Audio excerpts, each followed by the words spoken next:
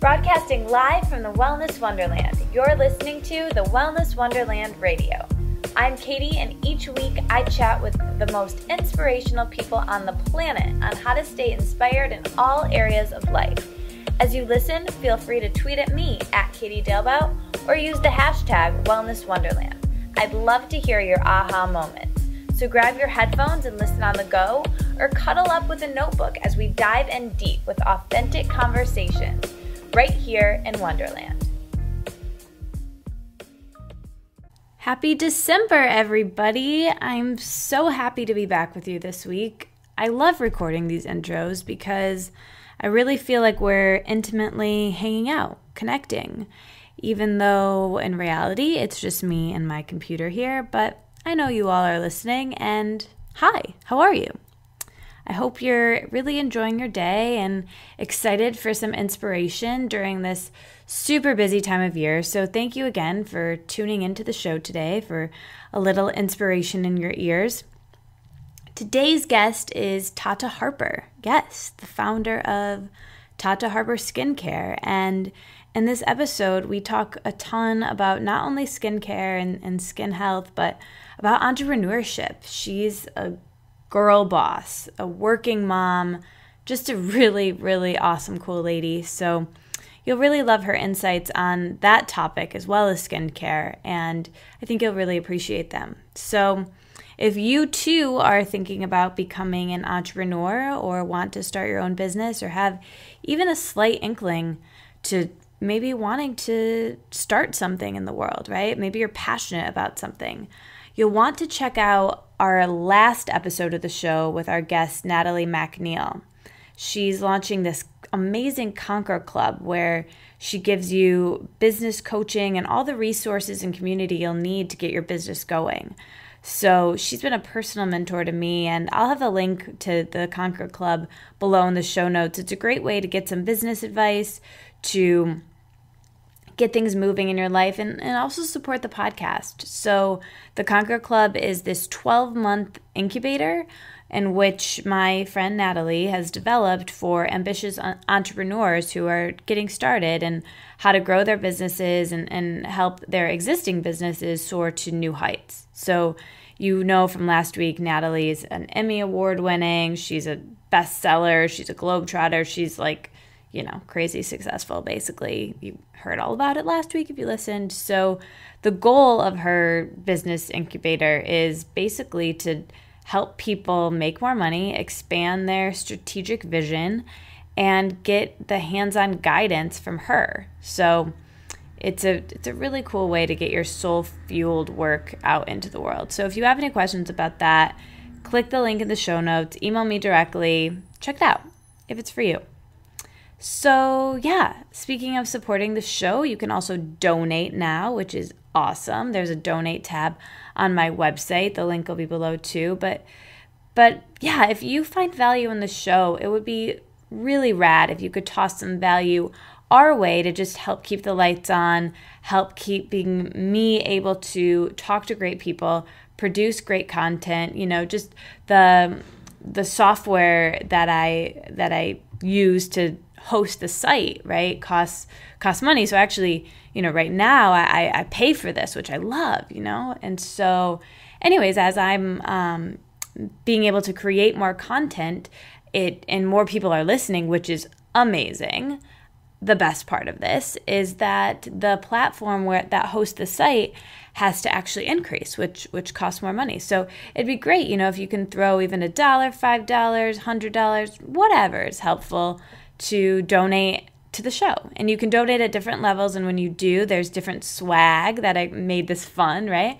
So you can, at different donation levels, you have the chance to put out there a guest you want me to interview, or even a chance to speak with me in my private coaching service. So there's some cool opportunities there.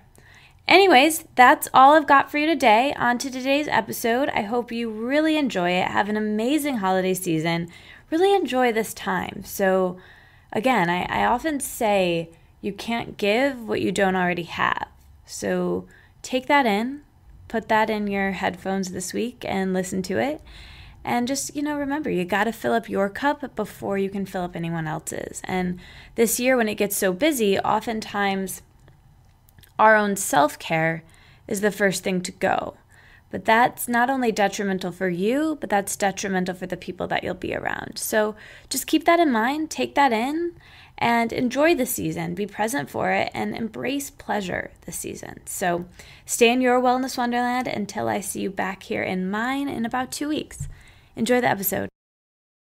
I am so honored today to have Tata Harper here in Wonderland.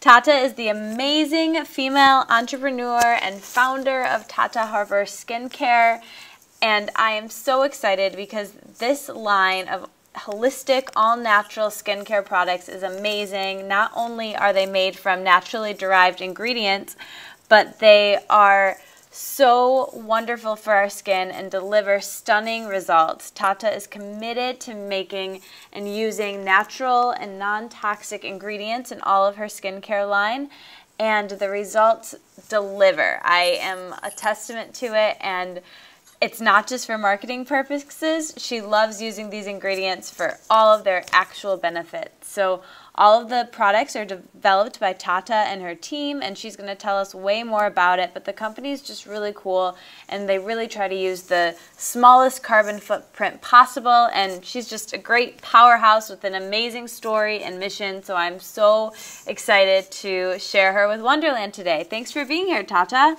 Hi. Well, thank you. Thank you for that intro. I am excited to be here too. Yay! Okay, cool. Well, let's jump right in. I wanna hear your story. So, tell us a little bit. Let's zoom the lens back a bit and tell us why holistic skincare is so important to you, and how you got into wanting to use natural products on yourself in general.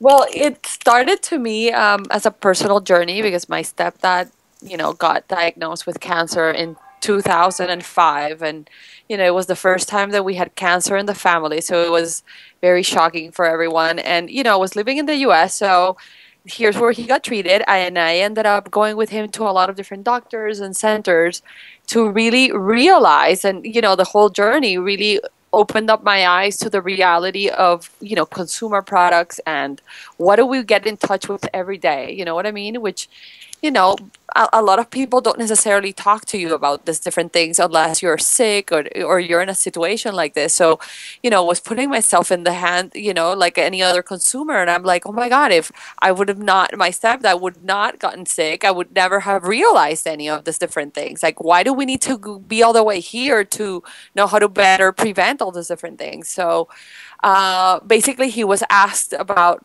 all his daily rituals, food, what does he put on his skin, what does he, what all the products that he used. And basically, he was asked to switch, and very strongly to switch to all natural. So obviously, I wanted to do the same for myself, for my mother, for my sisters.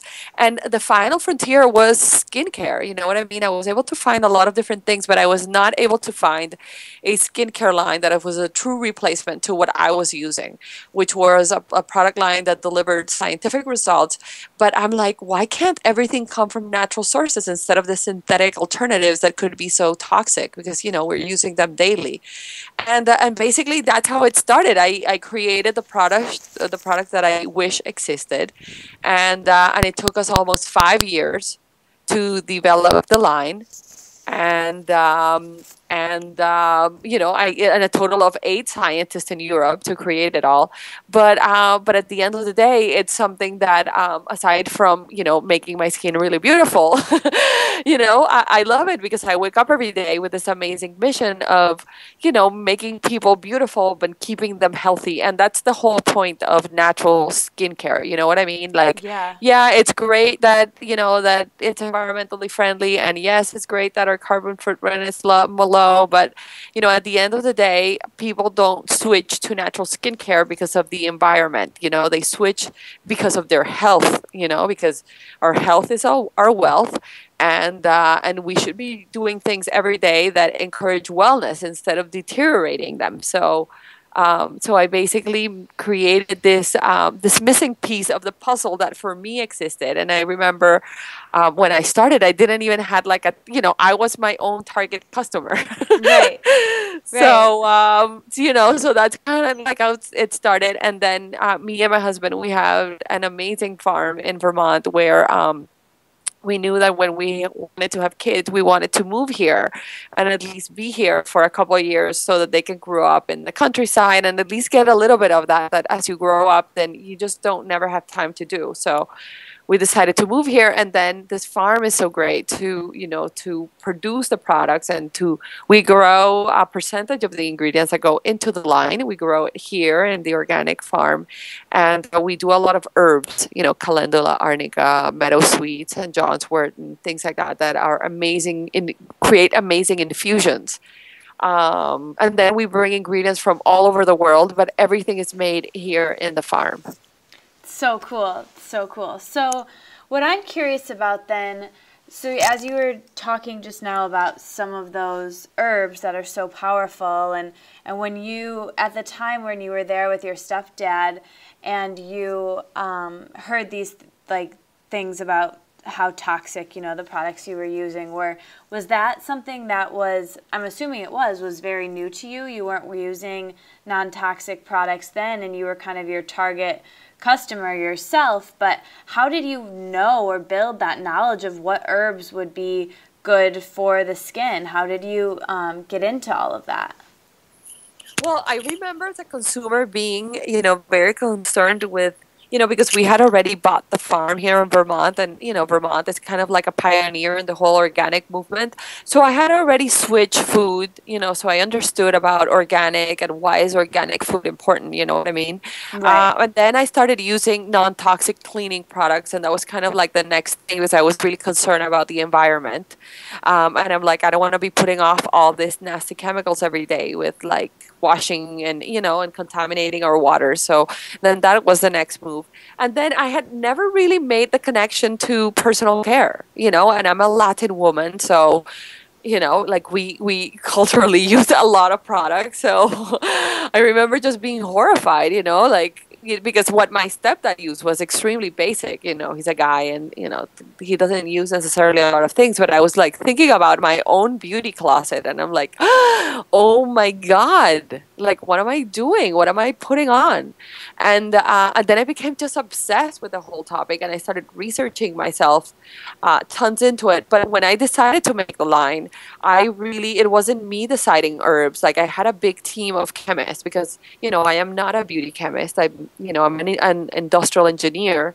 So I really wanted to, make sure that the products were made with the latest scientific research, and for that I relied on a total of 8 European chemists.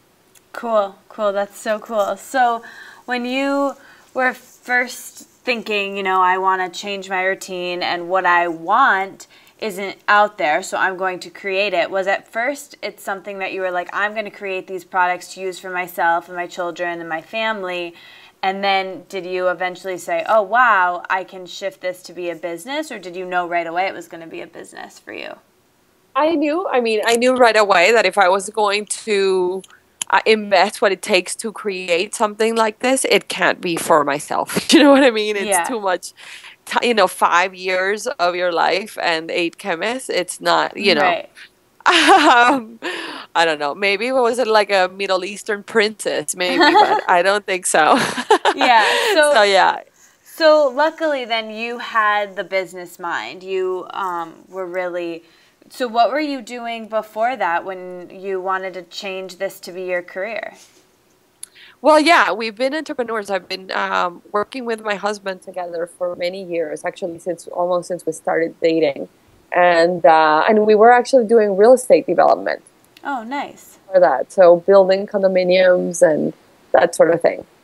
So you've always kind of had that entrepreneurial mind. That's awesome that you work with your husband. How is that? Is it something that you've kind of done since you've started? How do you like balance that in your relationship? Is it just kind of part of how it's been always? Yeah, it's kind of like how it's always been. And the great thing is that we're lucky that we complement each other. So the things that I'm good at, he's not good at. And the things that he's good at, I am not good at. So we all have clear roles, you know what I mean, to play.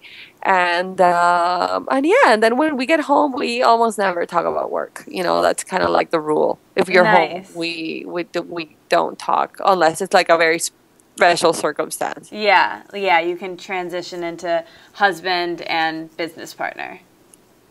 Exactly. Nice. So talking about that, then the products are amazing, the line is amazing, but what really inspires me about you is your entrepreneurial spirit and the business you've created. And for me, I would love some, as I'm trying to build my business, I would love some grounded business advice and business tips. So what tips do you have for people who want to be an entrepreneur and maybe want to shift careers? Wow, that whatever it is that they're going to do, that they have a complete passion for. It really takes complete passion and to remain optimistic because it's definitely not easy.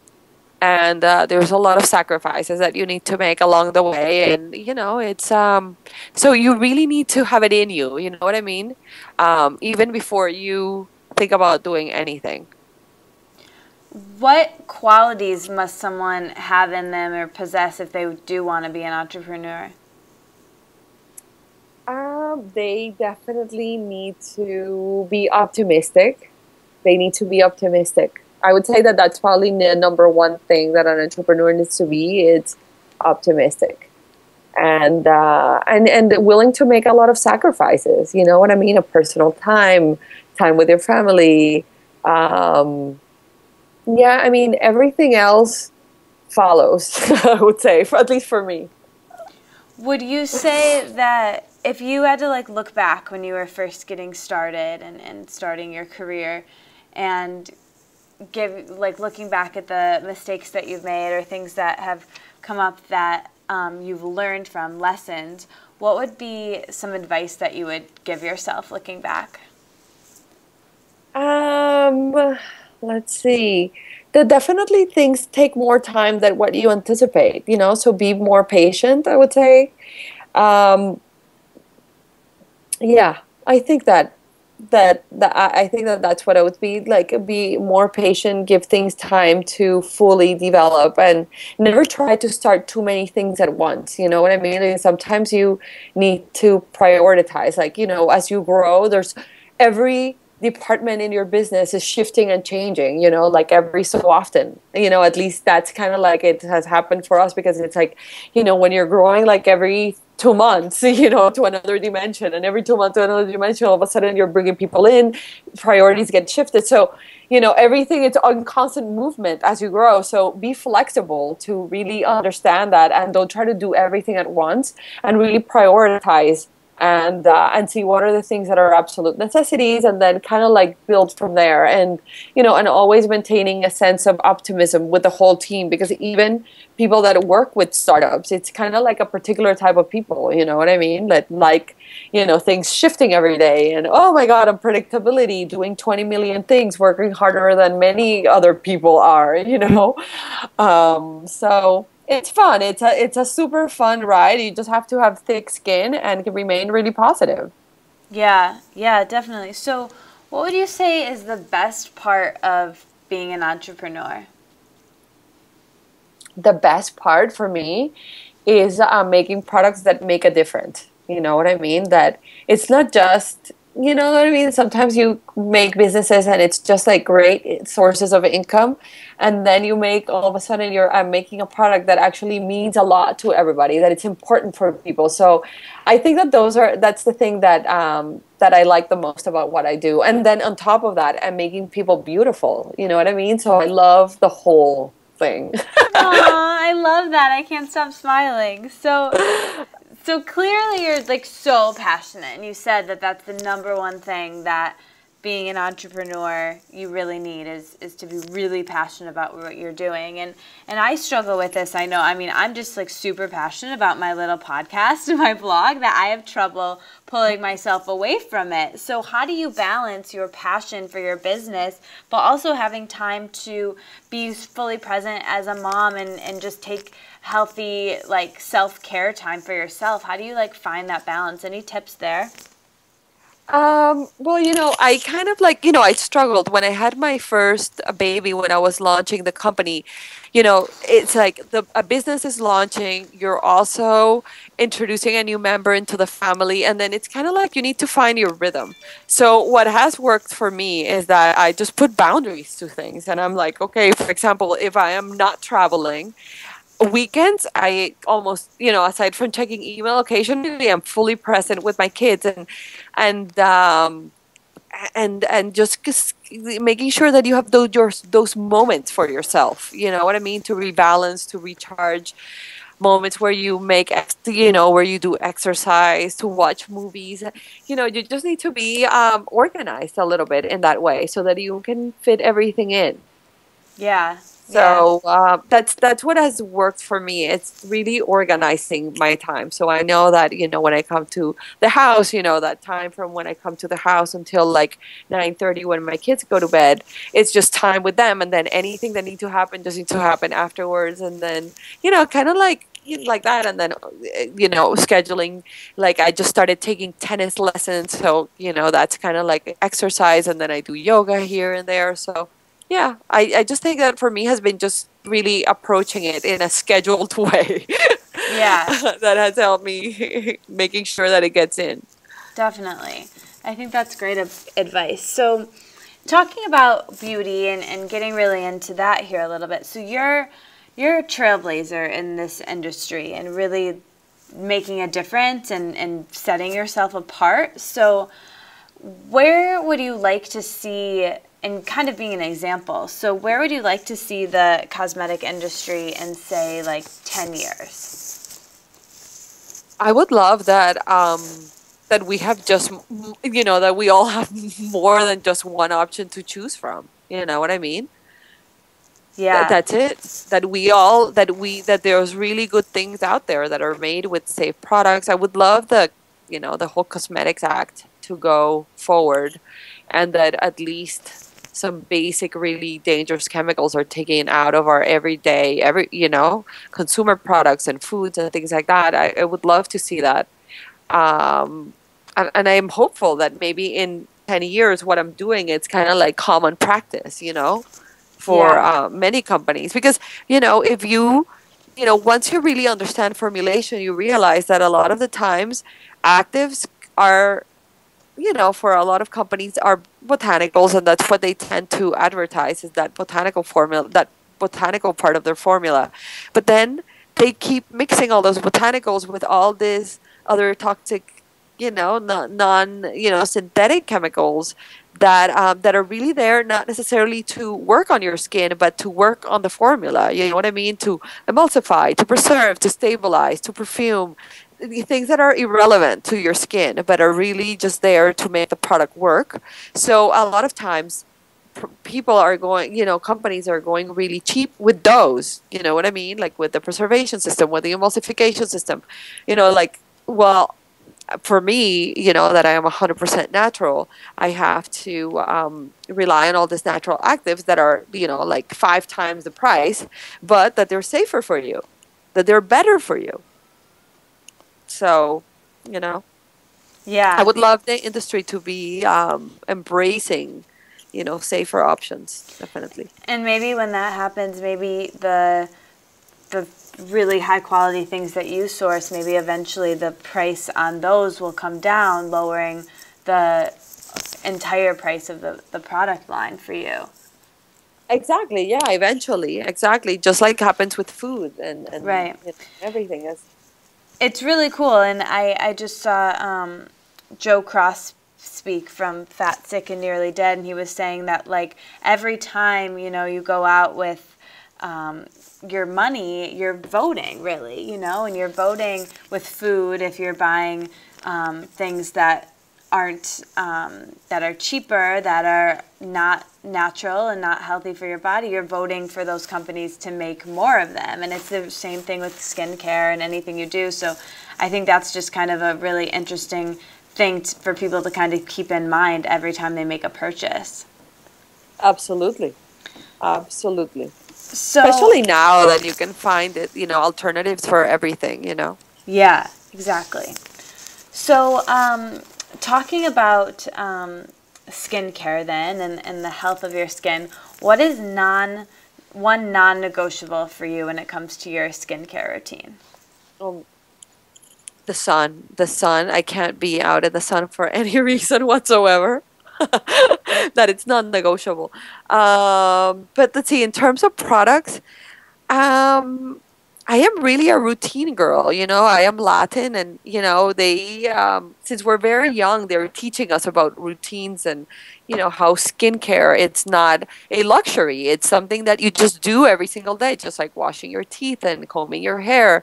Then you put your eye cream and you cleanse your face and all these things. So I think that the whole routine is non-negotiable for me. Like, I do not go to bed without doing my whole routine. It doesn't matter how late it is. It doesn't matter how tired I am. It doesn't matter what time of the day I'm going to bed. The whole routine is non-negotiable. Could you walk us through your routine? Okay. So I cleanse my face with a regenerating cleanser, which is a daily exfoliating cleanser. And I love doing that daily because it's basically you shed dead skin every single day. So you're basically getting rid of the accumulation of dead skin. Your products penetrate much better, and your skin is always glowy and decongested. And that cleanser, it's perfect because it doesn't have soap and detergent. And I have very dry skin, and we don't believe in soap. So I love it. I use it dry. So I kind of like polish the skin with it dry. Oh, wow. And, I'd never heard of that. exactly. I love it. I feel it much more intensely that way. And then I just rinse it off with water. Then I use our hydrating floral essence, which is kind of like a hyaluronic acid booster. I spread that on my face, and I mix, and then I put my rejuvenating serum, right on top. Then I use the reparative moisturizer, which is it's a moisturizer for dry skin, so that gets layered on top of the serum, because the serum, it's mainly treatment. You know what I mean? It's not necessarily moisturizer. It's there to repair collagen, to repair and stimulate elasticity, firmness, antioxidants, all the other anti-aging basics except for moisture. Then I put eye cream, and then I put a multivitamin, and I do that every single day. I love that. That's so cool. And I want to mention something too that I've heard you talk about in other videos, is that it can sound like a lot just to people who are listening, but I've heard you say this before, but it takes you what, like 1 minute, right, Tata? It takes me like two minutes maximum. Well, I'm layering everything right on top of the other, so. But I mean, it really just doesn't take a long time. Just, someone who might be listening who may think like, wow, that sounds like a lot, but really, it's really a great act of self-care and self-love, and I think it's like really important, and also like it doesn't have to take all day either.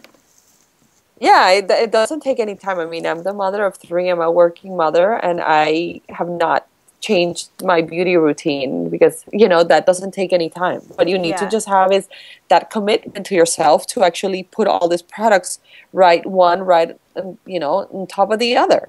Yeah. And that is it. And that's what makes the difference, like that daily application every day, twice a day. It's that dedication that makes all the difference. Yeah. Consistency. Absolutely. So what, we've talked about what you put on your skin topically, but as we know, that's not the whole story. Like, as great as your products are, the things you do and the foods that you eat affect your skin so much. So could you talk a little bit about some foods that you think are great for skin health? Yes, and this is I'm so happy that you brought that up, because it's true. It's, creams and treatments, they're just one of the pieces of the puzzle. You know what I mean? Just like nutrition, it's another piece of the puzzle. Exercise is another piece of the puzzle. Drinking enough water is another piece, staying away from the sun. Nutrition is key. Like our skin eats a third of all the food that we intake. So a third of all the nutrients go to feed our skin. Wow. And some of the things that are really good for collagen health, because, collagen is the main protein of the skin, and it's what gives it resilience, bounce, keeps it firm. It's this network of fibers that we have. So carotene-rich foods are amazing for skin. So cantaloupe, for example, is really, really good. Apricots, plum. Google carotene-rich foods, and those should be incorporated in your daily diet. Cool, cool. Do you have any favorite skin foods that you eat and you're like, I know this is doing benefits for my skin, that you eat kind of on a regular basis? Yes, I have like a special root juice recipes with a lot of different fruits that I know that are great for skin and different things, and I drink them every day. Like I drink like 4 glasses a day. So I've heard you talk about this, and I love this. So a lot of people, everybody who reads my blog probably knows this. I talk about it all the time, how juicing is so important and so crucial. And it's kind of become trendy now with like juice cleanses and everything like that. But I've heard you talk about that. It's something that you grew up with, right? Can you talk about that a little bit? Yes. Well, in Latin America, we have breakfast with juice, we have lunch with juice, and we have dinner with juice. And in between, if you go to anybody's house, they'll always offer you like a fresh juice. So I just grew up with that. So for me, when I came to the U.S., I always like the whole food thing for me moving to the U.S. was huge. And one of the things that I missed a lot was juice, and all I could find was like all those concentrated sugar drinks that they sell here, like cranberries and all those type of things. So I remember since one of the first things that I started doing was, started the whole juicing. Here and juicing, and in Colombia it's really popular to juice, but it's typically one fruit. And then I started being really creative with fruits and then mixing them and putting vegetables and the whole carrot and orange and all of that. So it's just something that it's become part of my life, always. What's your favorite juice combination? Do you have one? Yes, I love pineapple, apricot, mango, apple, pear, and an orange. Yum. That sounds delicious. Yeah, that's one of my favorites. Yum. I have a lot of different favorites. I have like creamy juices. I have different juices. So yeah, it's actually one of the things that we're thinking of collaborating with one of our partners, creating a juice for the skin. So oh my gosh, you have to do it. It's in the works. Yeah, it's in the works. You have to do it. Well, you heard it here first on the Wellness Wonderland Radio. Something cool to come. Yeah. I'm so excited that we got that inside scoop. Well, cool. So now I want to get personal with you. Well, this has all been kind of personal, but I'm going to ask you some personal questions. You ready? Mm-hmm. Okay, cool. So what would you say is the best advice that you've ever gotten in your life? Finish what you started. Nice, nice. So, and then the next thing I want to ask you, like getting into food, we've talked about this a little bit before, but I want to give you a little scenario. So let's say that you've had a busy day and you're coming home to eat dinner, you're going out to eat dinner. What is your like go-to quick thing that you would eat for dinner one night? Hummus with carrot sticks. Yum, hummus is so good. So I love asking this question to people because I think it gives a really good insight on them as a person and kind of their routines. But could you walk us through your morning routine when you wake up in the morning and like the first 3 things you do maybe when you wake up, and just some specifics on how you start your day and why that's so important for how the rest of your day goes? So I wake up in the mornings, and I tend to I tend to wake up before my anybody in the house. So I spend like 15 minutes meditating. That it's really key for me. If I don't do that, I don't have a good day. So I meditate. Then I jump in the shower, and before jumping in the shower, I would put on like some sort of aromatherapy. Yeah, and we have a couple of aromatherapy treatments in our line for stress and irritability. So I really do those, and then I jump in the shower. I tend to take a longer shower, and then I get dressed, and then I would typically have something small for breakfast plus a huge smoothie and like 2 glasses of water, and then some supplement. And I'll get down. I'll be with my kids before they go to preschool, and around 8:30, I am heading to the office. Nice. So, what's your typical go-to breakfast? Do you have the same thing every day with your smoothie, or? Yeah, I tend to gravitate to toasts, to different toasts. And then I would either put cottage cheese with jams, or honey with Gruyere cheese, or, it's tend to always be like cheese and some sort of sweet on a toast. Yum, yum. Hmm. And what about your smoothie recipe? Is it usually the same, or is it, do you switch it up? No, we change that a lot depending on whatever is in season and what we get and what we can't get. So yeah, we keep it very flexible. We have like 15 different recipes that I that we make.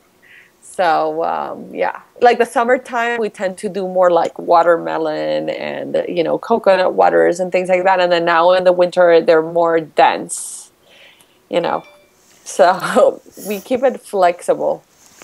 So when you feed your children, do they kind of eat in the same way, and do you really kind of promote obviously health and wellness to them as well, but with food and also with how they treat their skin? Yeah, well, my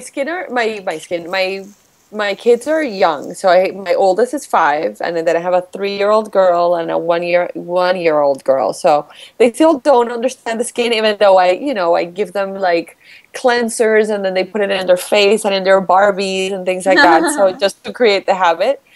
Um, So cute. but yeah, I tend to, obviously, some of my kids are more difficult than others, in what they like to experiment. But yeah, I totally steer them in the direction of completely nutritional organic foods, and very little processed, very little, anything, even their snacks are, like popcorns, or I buy them different dehydrated vegetable sticks and things like that, like those crunchy little vegetable sticks that they sell now, that they make it with flour from dehydrated root vegetables and things like that.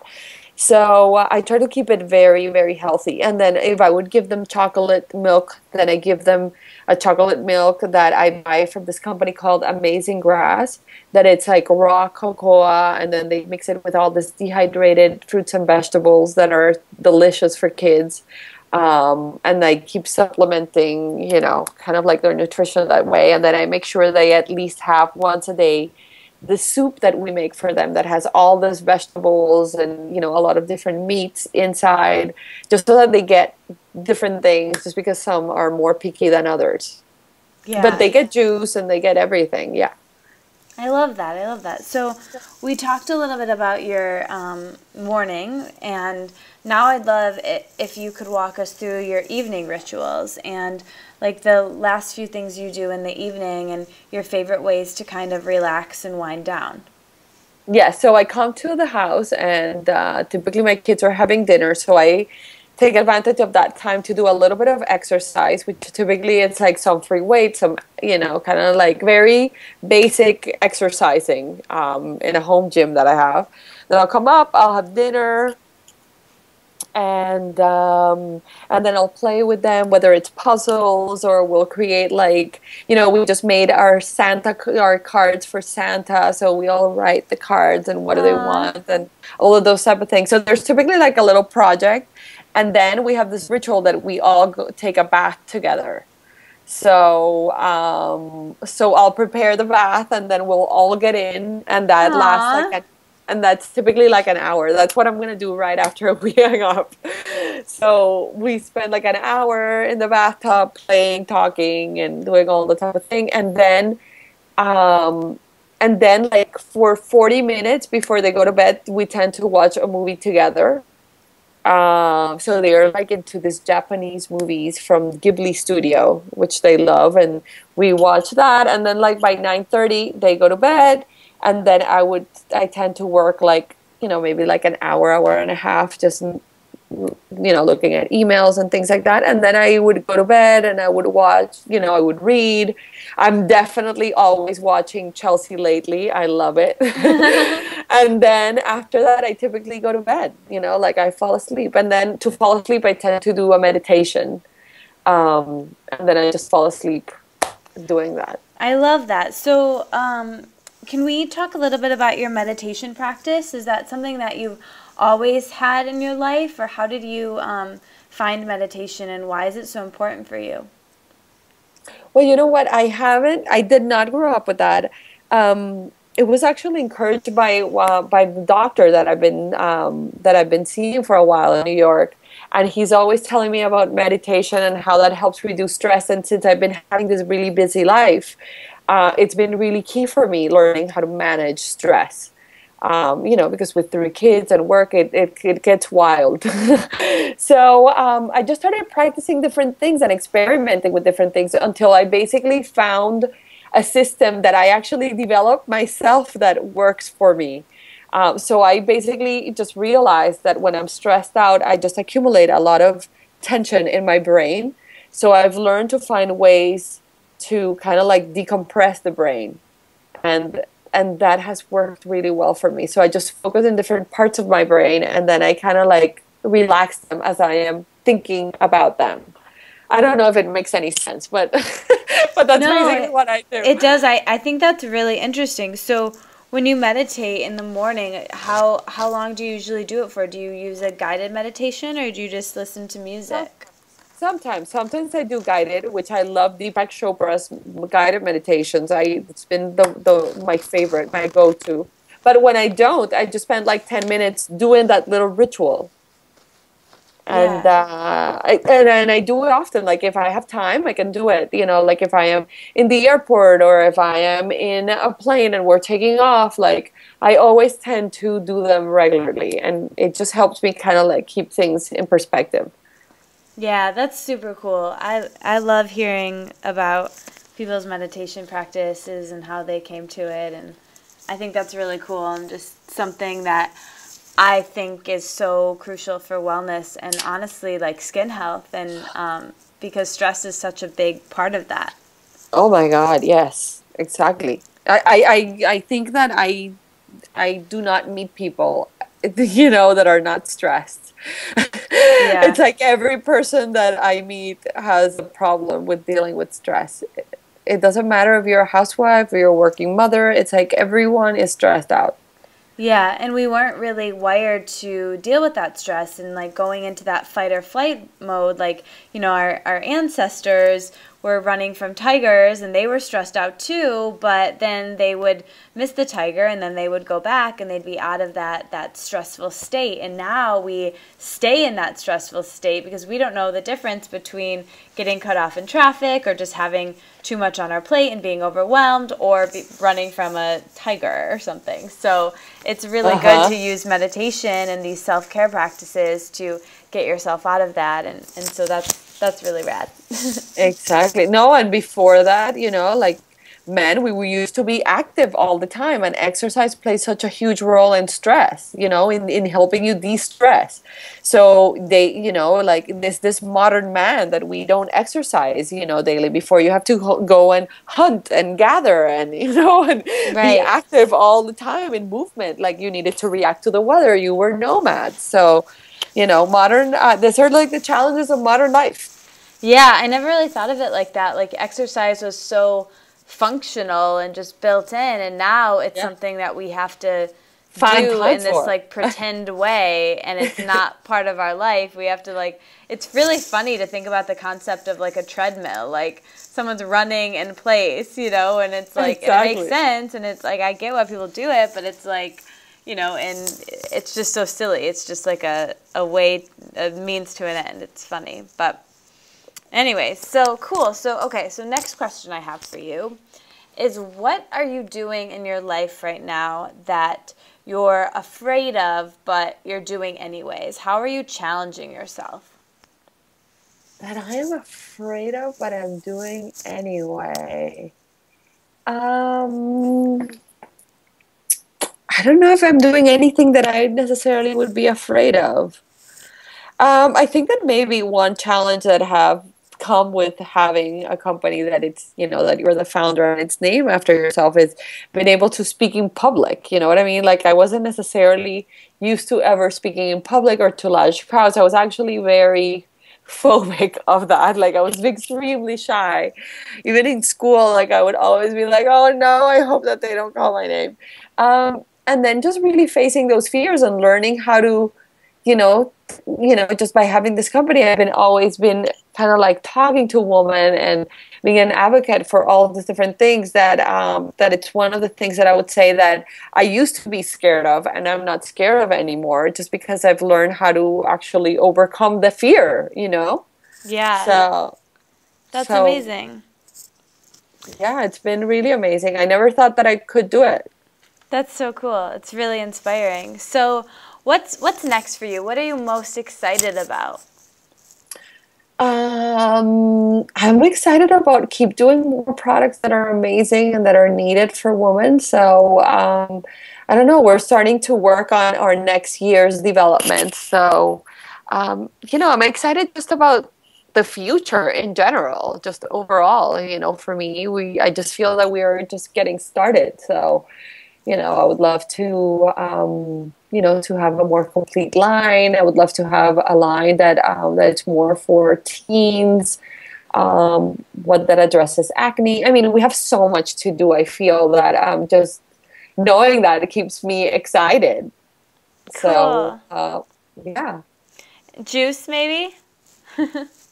A juice maybe, exactly. I mean, hopefully that would be a really fun little project. So, yeah, because we get asked so much about the recipes and juices, even on our own website, when our customers, that I just thought that it was like a fun little thing to do. Yeah, absolutely. Well, okay, so I want to ask you some quick fire questions before we wrap, but I have one last big question for you. So the name of, as you know, of my blog and this podcast is The Wellness Wonderland. So when I offer that term to you, living in a wellness wonderland, what does that mean to you? That means that wherever I'm living, it's a place that encourages so that I'm healthy and I'm energetic and I am at my best. I love that. Great answer. Well, this has been so much fun. So I want to just wrap with some quick fire questions. So just say the first thing that comes to your mind. You ready? Uh-huh. Okay. Favorite color? Blue. Favorite day of the week? Friday. Favorite hour of the day? Mornings. Favorite in-season vegetable? In-season vegetable. I love yams. Yeah, so good. Favorite in-season fruit? Blueberries. Yum. Favorite way to relax? Dancing. I love that. What's the best meal that you've had recently? Oh my God. I had a stuffed chicken with brie and bacon Saturday. It was delicious. Yeah. Yeah. Super decadent. Super decadent. I loved it. What does your ideal day look like? My ideal day, if it's a weekend day, it's waking up, doing exercise, maybe a little tennis. Then I would be with my kids most of the day, and we would go to the park. We would do some projects together. We would go antiquing, which I love doing, and then I'll come home and I'll go to a dinner with friends, and maybe the movies. That would be ideal. Nice. That brings me to my next question. What's your favorite movie? Lately, or for all times? Why don't you give us both? Lately, Superman. I loved it. I love that movie. And then of all times, I would say that Pride and Prejudice. I know that it's super cliche, but I watch it all the time. I love it. So that was good. You just said Superman. So if you could have a superhero power for a day, which one would it be? Flying. Yeah, that'd be pretty cool. Yeah. What's your favorite part of being a mom? My favorite part of being a mom is, I don't know, so many things that are cool being a mom, but it's definitely doing fun little projects with them. I love it. Spending a lot of intimate time with them. It's probably my favorite thing. What's the best part of being an entrepreneur?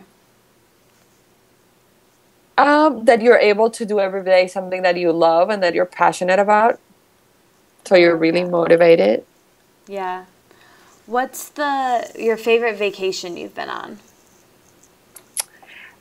In Norway. Vacationing around Norway. I loved it. We went everywhere and we ate delicious food. The country is so beautiful. And people are so fun. I loved it.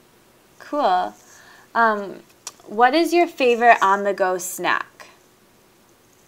On-the-go snack? I tend to eat Kit Kat. Like on the go. Nice. What is your one food that you eat like almost every day? Avocado. It's so good. Another thing that's really good for skin health. Yes. What is your favorite book? My favorite book. I mean, lately I've been into what's the actual title of the book? It's called the 10,000 Hour Book, or I can't remember, and I don't have it here in front of me. But it's basically about the 10,000 hour rule, and how you really excel at something when you hit the 10,000 hour rule. Oh wow! I loved it. That's really interesting. I've never heard of that. Mm-hmm. But that's not the actual name of the book. I can't remember it. But I love it. I recently read it and I loved it. Cool, cool. What's your favorite song to dance to? Lose Yourself to Dance. Cool. I love it. So good. You are so cool, Tata. Thank you so much for coming on. This has been a blast. Thank you so much for stopping by Wonderland. You're welcome. Thanks for inviting me. Have a good night. Thank you so much. You too. Bye, everybody. Thanks for listening. Bye.